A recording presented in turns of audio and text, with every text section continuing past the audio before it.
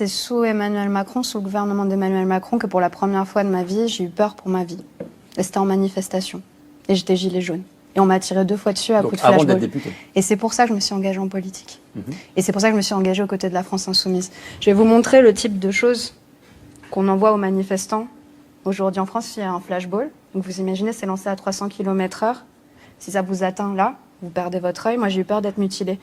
Et c'est justement à cause de ces violences-là exercées contre un mouvement social que j'ai décidé de m'engager. Donc, depuis que je suis élue, au contraire, je me sens davantage protégée. Ça va être bizarre ce que je vais vous dire.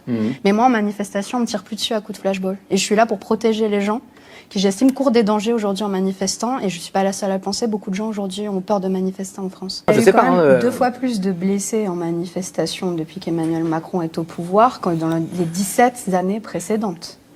Il y a eu 27 000 blessés en manifestation. Non, mais en fait, vous vous rendez compte, là, je vous parlais de mon cas personnel, je pourrais vous en citer des dizaines et des dizaines de gens que je connais. C'est-à-dire qu'en fait, quand ça arrive, ça vous arrive à vous, à vos proches, etc. Oui, il y a une forme de radicalisation des gens qui sont en manifestation parce qu'ils subissent la violence de l'État. Et il y a une perte de confiance et une confiance qui est rompue avec les institutions. La conversation juste. Oui, mais c'est la réalité.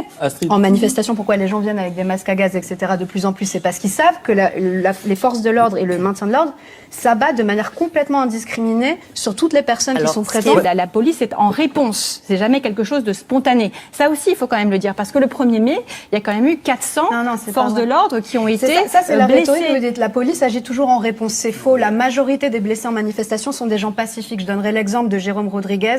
On lui a crevé un œil devant la télé. Il était en train de discuter. Sa fille l'a vu à la télé. Non, mais parce que c'est une rhétorique perverse. Parce que vous comprenez pas pourquoi les gens deviennent en colère.